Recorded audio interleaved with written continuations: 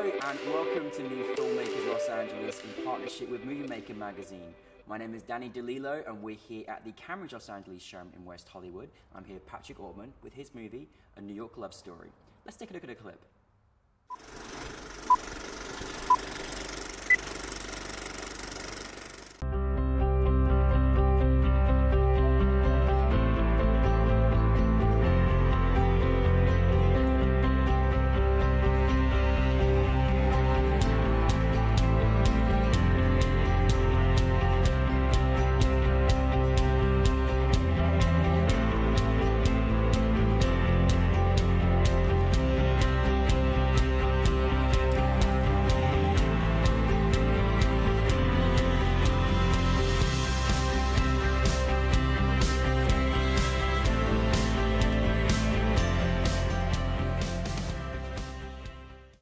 Patrick, congratulations on your film.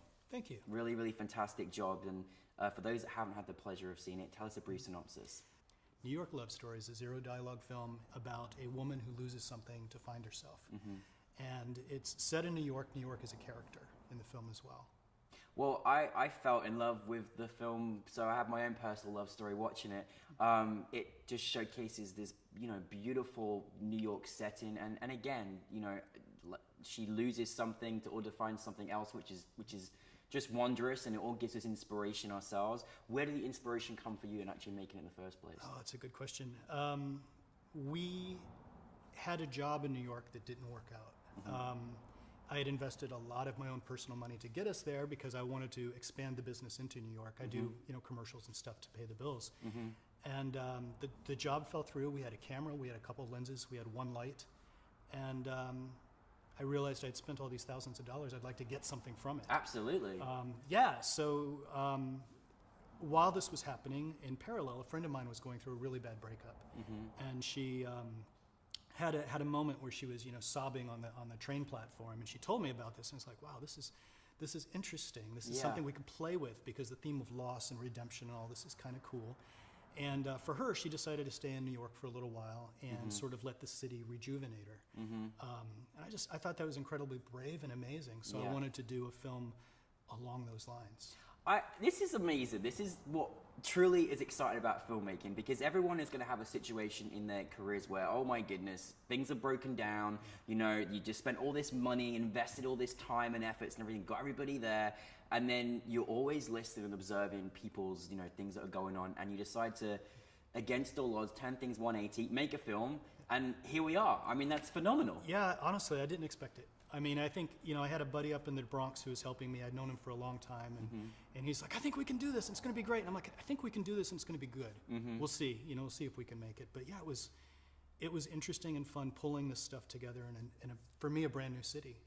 And that's lovely that you had this new perspective of New York, because obviously it's the most photographed city in the entire world. You made the decision to, not have any dialogue, which was so powerful, really allowed us to think and use our imaginations and go through the journey with her, almost like in her thoughts. Was that something that was kind of important to you from the get-go? Was that a decision you made before you started filming, or before you started actually getting down to write the script or put the script together?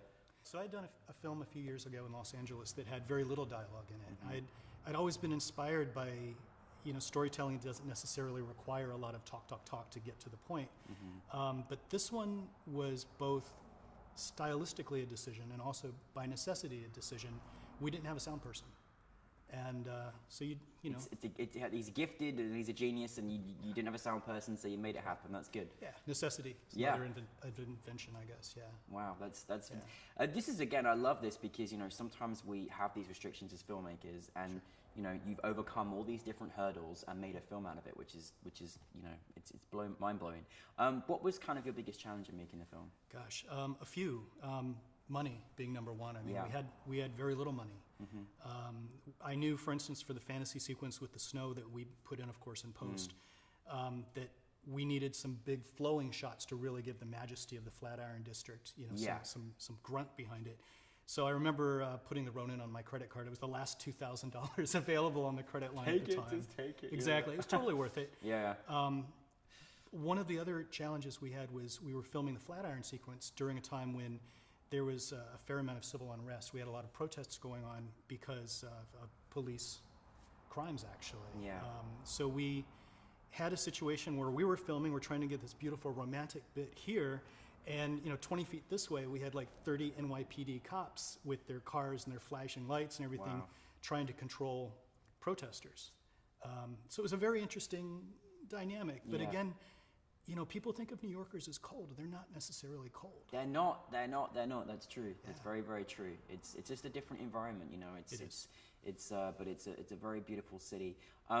Now, again, when you kind of utilize when you do have a film that has no dialogue, for example, what sort of added things do you think about from terms of a cinematographer or as a director? Like, is there certain shots where you're like, okay, we got to do this to capture this emotion, or to kind of make sure it's delivered as far as the audience is concerned? Yeah, I think it takes a special kind of actor, and I know we'll talk about the actors in a Yeah. moment. But also, just from a technical standpoint, what this meant was we'd shoot a scene, and then I'd go around with my little Zoom recorder and say, okay, we need to get that cup going down, and we need to get the sound of the fridge opening and the rattle of what's in there, and we need to. Every single sound in this was done that way, so we had to wild sync everything. It was all Foley work after the fact. Well, you've got to have some special kind of actors that are able to deliver, through their body language, through their facial expressions, when there is no dialogue to go from. So how was your casting process, and how was it for their experience? All right, well, in casting, we got very, very lucky. I had done, the film with only 4 lines of dialogue that I had done a few years earlier. We had a role that we cast, and I was so impressed with the actress Joanne Ryan. She's fantastic, yeah. She's amazing. She's been on CSI and a few other things. She does stuff. She's working.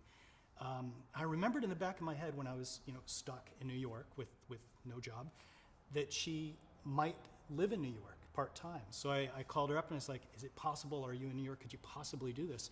And she was. Amazing. It was total luck.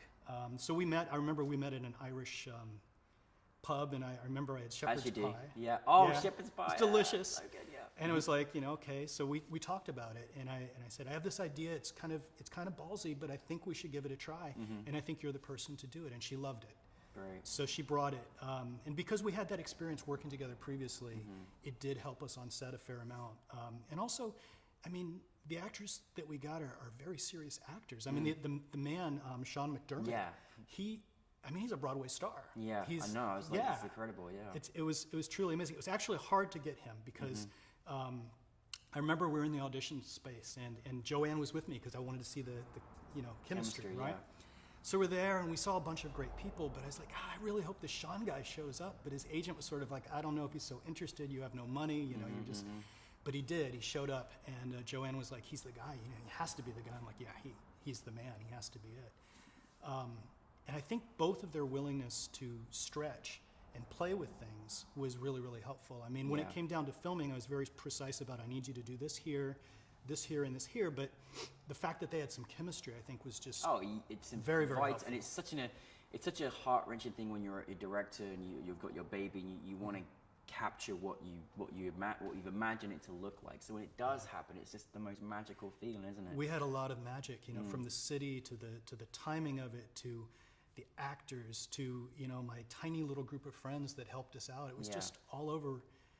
We were very, very lucky. I've had other shoots since then where things have not gone quite so well. And it is, and you learn from them all. And I think again, one thing that filmmakers, we always kind of put hurdles in the way of ourselves. Like, we can't do this because we have no sound. We can't do this because of this. And against all odds, independently, you got this amazing group of people. You put it all together, and taking the journey that you came on, because obviously you started out going to New York for a very different reason. Yeah. What is it like on the retrospect to come back to Los Angeles, have your film selected for NewFilmmakers LA, have an audience that loved and enjoyed it? What is that feeling like?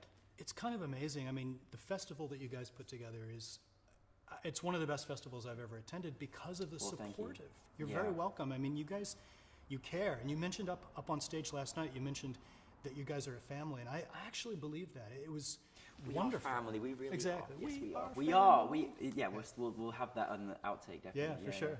But the family aspect of it was amazing.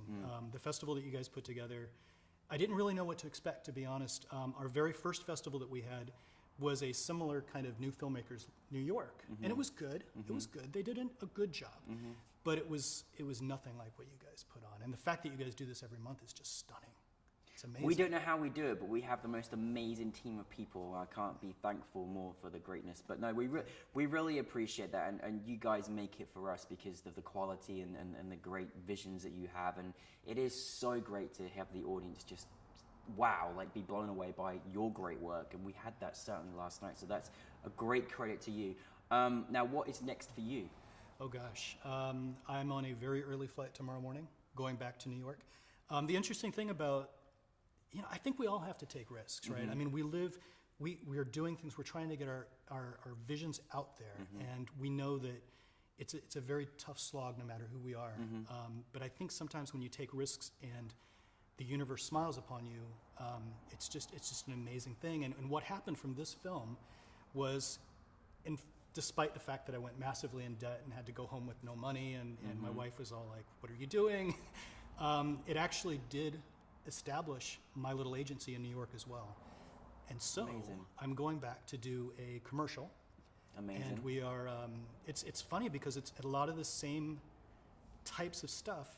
We're doing some night shoots with the beautiful, skyline of Manhattan. We're doing, beautiful. It's a very romantic kind of a commercial. And that wouldn't have happened without the film. So it's amazing, isn't it, how you just said something, when you take risks and the universe smiles upon you.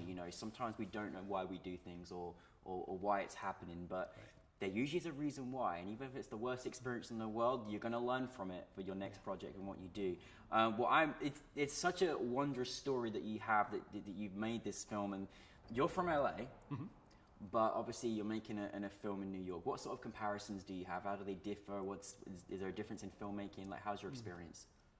Well, I mean, they're both beautiful places, right? I mean, LA is just this beautiful carpet of lights at night, and it's just gorgeous with the canyons and the hills, and there's so many amazingly talented people in LA, right?